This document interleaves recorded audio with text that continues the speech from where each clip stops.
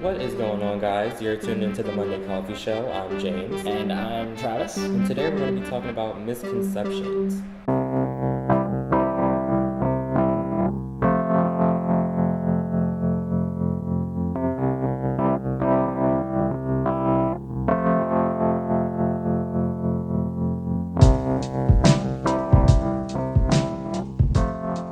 There's always a fun thing about getting to know people.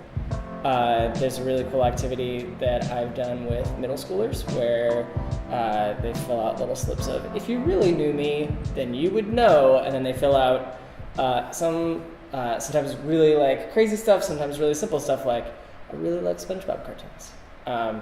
And so on and so forth. So I think it would be really fun to go through a few if you really knew me's about us. I guess I'll start. I think the first one and the most common misconception that people have about me before they get to know me is that I'm either like stuck up, bougie, or just really mean. I might be one of those things, but it's not mean and it's not stuck up and a little bougie. But what people don't realize is that I am a bit bougie or whatever, but I mean, I'm still a nice person. I'm not going to be like, oh, well, you don't shop here. I don't like that. I don't care. Like, I'm only worried about myself. That's going to mean, let me rephrase that. I'm only worried about, what I do in terms of the quality of things or whatever. I don't care what other people shop, what other people wear. My preference is just about me. So people think that I'm just stuck up or I don't want to talk to people. I'm shy when I first meet people and I'm very observant at first. So it's not that I'm mean, I'm just seeing how you are as a person because I usually decide from that point if I want to continue a friendship or if I just want to be like, no, stay away from me. I think a misconception about me that people have when they first meet me is that I have kind of an unending energy. Just because I think when people first get to meet me, I'm excited to meet new people. I'm always excited to make new friends. But it's wild because typically when I'm in a space where I'm meeting people, I'm meeting them in a very social environment, and there's one where I get very energized. And so people will think that I just don't sleep and I just run entirely on just some sort of internal nuclear fusion reactor. And I don't. I sleep. I get very tired very often, and there are times where I just will be like, I cannot do that right. I just can't. I don't have enough. I just don't have enough oomph. I think another one about me is that I feel like there's two sides. There are some people that think I'm mean and stuck up, and there are some people who kind of take advantage of how nice I can be. So a lot of people think that I'm desperate for friends because I'm so nice at some point. So a lot of musicians are very, when I was still doing my Vain Culture website, a lot of them were always asking for favors and I was always, complying. I'm just whatever you need, I can help you with. And then people kind of see that as, oh, I can just, take advantage of this and do whatever. And it's just nope. I still have that side to me where I'm just I don't have time for the BS. Don't do that now. Yeah. And I feel even at my job, I try to be nicer to people, and then the second I try to be nice, they think that they can, be a little extra.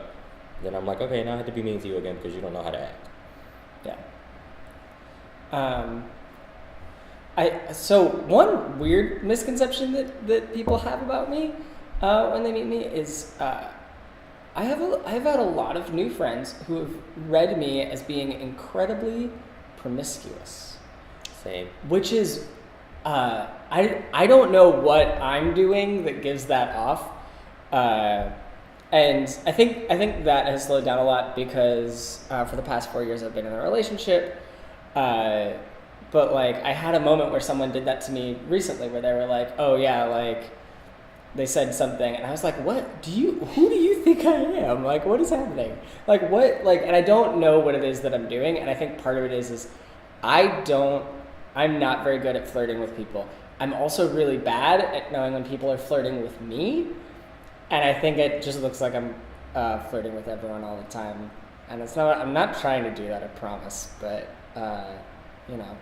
Yeah, that's literally the same for me, but I think I know why. It might be the way I dress sometimes. I tend to, well, I Yeah, I wear, don't wear nearly as much like lace as you do. yeah, I wear like lace and like see-through stuff, but I mean, it's the upper body, so that's fine. I don't wear anything see-through, like, well, no. Almost got yourself there. Well, because I bought these like pair of like compression shorts for kickball, and they're like see-through on the side, but I didn't realize how far up they went, and I was like, oh, so I was like, I can't wear these because then people really think I'm, They're gonna find out about James's secret tattoo. But yeah, I mean, I think it's the way I dress, but I also think it's the way I carry myself to a certain extent. Not to say that I carry myself like in a low whatever, but since people see me and they're like, oh, he seems like bougie or he dresses this way, and because I wear super skinny jeans and I'm not shaped like just straight, as my friends have said, I'm bottom heavy, so I'm kind of a little curvy for a guy. So people are just like, oh, he's trying to show off what he has, and it's just like, no, I just don't like baggy clothes. It's just not comfortable, and I'm short, so it makes me look frumpy. So I like no. But yeah, a lot of people have thought that I was like a hoe, and I'm just like, no. I mean, I've had my fun a couple years ago, but I'm not a hoe. I can, I'm sure I've slept with less people than every gay person in Philly. So yeah. I think another misconception about me is I'm very apathetic just in nature. So like I don't really show that much emotion. So people are just like, oh, is something wrong? I'm like, nope, I'm always fine. So it's either resting bitch face or just apathy that I'm like projecting. So people always think it's something wrong or like I'm always in a bad mood. It's just like, no, this is how I am. I can be super happy and then just look like this. And people are like, oh, what's wrong? I'm like, literally nothing. I'm sitting here. I have I have sort of the exact opposite problem. I don't really have any filters between my brain and my face. I just I am very, very emotive. I'm finding the exception that I'm very, very emotive for everything where I'm slightly happy and up, but I'm not very good at emoting when I'm sad about stuff. So I'll just look very neutral, which I think people who've gotten to know me know when I look very neutral that yo, what's wrong? But it's wild because for me, I think for a lot of people when they first meet me, they're like, oh my god, this guy's all, and it feeds back into that endless energy idea that he's just happy all the time. He's just a muppet. He's just yay. I think another one about me is some people think I'm stupid. I can be a bit dippy sometimes, but I'm not stupid. And it's it's this weird dichotomy between people thinking that I'm fake. Because when I was in high school, that kind of related to, because I didn't speak like everyone else did. I don't use that much slang. And I'm not loud for one. I always sit very straight, and I'm if I'm just sitting down, I have my hands folded or something, and people are always just like, why are you trying to be like that? And it related back to people like, oh, you're trying to be white. I'm like, that, first of all, that doesn't make any sense. But people just have always thought that I was trying too hard to be something I'm not. I'm like, no, this is literally who I am. This is how I speak, this is how I am. It's not performative. Yeah. People are like, oh, you're trying to act dumb because it's funny. I'm like, no, first of all, I'm not stupid. I am dippy when it comes to some things. I can admit that, but generally speaking, I'm very intelligent. I can, verbalize things well, and I can keep up a conversation. So it's just essentially who I am as a person. I think another way that I can kind of come off sometimes is I don't know. I have two really weird misconceptions around me. And it all depends on what I was doing right before you met me. And sometimes I will come out of the bike shop and tips of my fingers are still super dirty because there's just nothing you can do to scrub that off. I'll have washed my hands twice and I'll still look like a weird zombie. I wear a beard and I wear a lot of flannel, and as it gets into fall, I start wearing hiking boots and jeans, and I start to look very manly and But, and so like people would perceive me as like, oh, he's this super outdoorsy, very like kind of like masculine person. But then also I have this weird thing where depending on like what I was doing right before you met me, people will assume that I'm actually like incredibly, okay, not incredibly feminine, but like on the more androgynous side of that, just like androgynous with a beard. And I have had like just like friends of mine that until they see me like dating a woman or with a woman assume that I'm gay. And I don't know, I actually don't know where that perception comes from. I don't know if it's just that I have not a deep voice and that's it, or that I'm just very emotive with my hands like this. I don't know what it is. But like I get both weird misconceptions where if I do something outside of one of those, it kind of pops this bubble for folks, and they go, "Oh, okay. I had assumed one thing about you, and now I don't know what to think." And I'm like, "Good, yes, Yeah, this is the way that I want it." It's the opposite for me. Everybody thinks I'm like super prissy, which I can be in some circumstances. If it's anything involving like dirt or like bugs, no, I'm not gonna be a part of it. But like when I told people I played kickball, like everybody I told was like, "What? Like you play?" It surprised me a little bit too. They were like kickball. They're like, "Are you like the referee or something?" I'm like, "No, I actually play." And they're like, Yeah. "Oh." I'm like, I played sports in high school somewhat a little bit, and I mean I enjoy playing sports. I just don't enjoy watching them, and I don't do contact sports. That's the only thing. So like football, no. Basketball is too much. It's too much running up and down. Like no, thank you. Kickball's a little bit of contact. Do you guys do like throw the ball to tag people? Not as often as I thought they would, because I was like, oh, this is going to turn into dodgeball like really quickly, but it's more so like it's a bad strategy. more closer to baseball the way that they've been playing. So it's just like catch the ball, get on the base. Yeah. Well, if you miss, the ball goes like off into the parking lot. And you're like, well, crap. Like. And I feel like another reason I don't do contact sports is because I kind of take things personally. So I'd be like, if I was playing football and somebody tackling me, I'm like, I have a problem with you because you did that on purpose, and I took that personally. So that's why I'm just like, it's better for me to just avoid contact sports. But yeah, people always think I'm super prissy, and I'm like, no, I enjoy, well, I was told that my idea of camping is called glamping, which I guess I agree with, because I can't do like a tent and sleeping in a sleeping bag. Like I need to be in a cabin to where I can go outside and enjoy nature, but then if there's too many bugs, I can go back inside.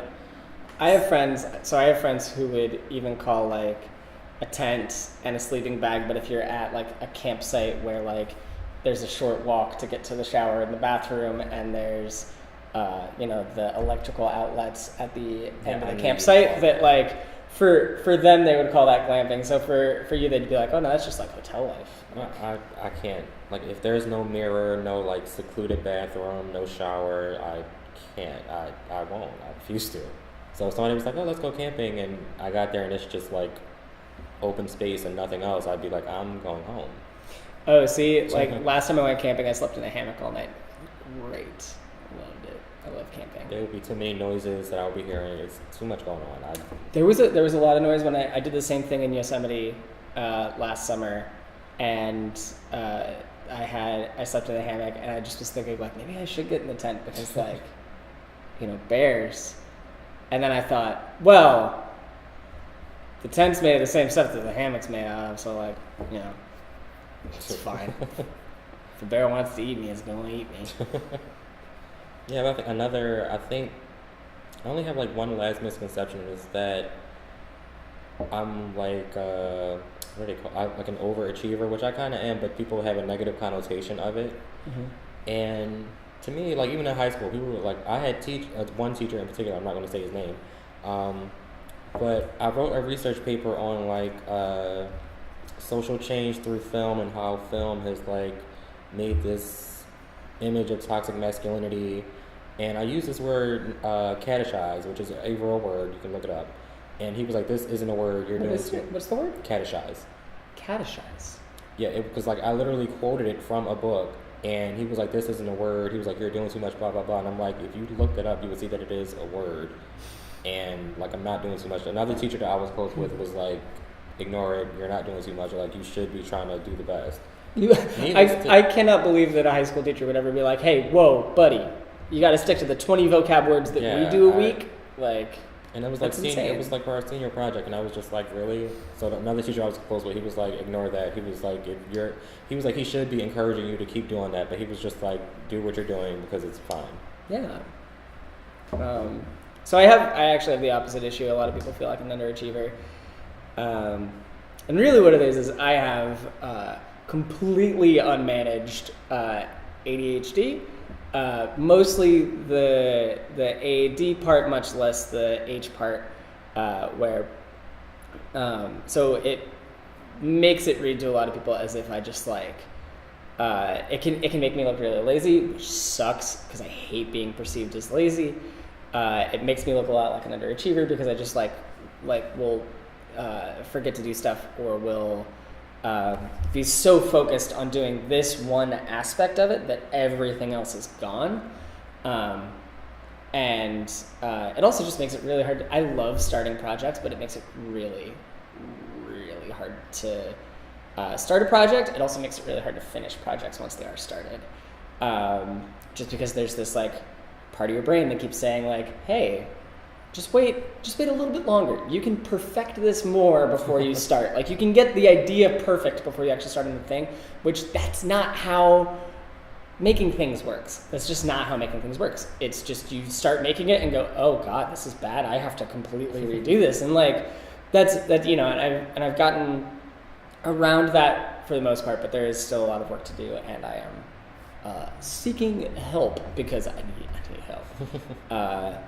But yeah, so it's hard because like that's a thing that like I have no control over, partially because it is unmanaged, like that's a thing. But like it causes this like really bad perception of me, and I don't like that because, you know, I do freelance video, wink wink, and it you know, it makes it hard to get jobs sometimes. But yeah, but those are some misconceptions about us. We hope to see lots of same in the comments, or just tell us about yours and how they might be different. Try to be careful because YouTube's doing some weird stuff with content now. They don't like the naughty words anymore. And yeah, do that. Subscribe. Share this with all of your friends. We have a Twitter, we have a Facebook page. We are still working on the idea of an Instagram because James and I both run a few different Instagrams, and it's a lot to have so many things to flip through. But that's not the point. The point is, until next week, enjoy your coffee.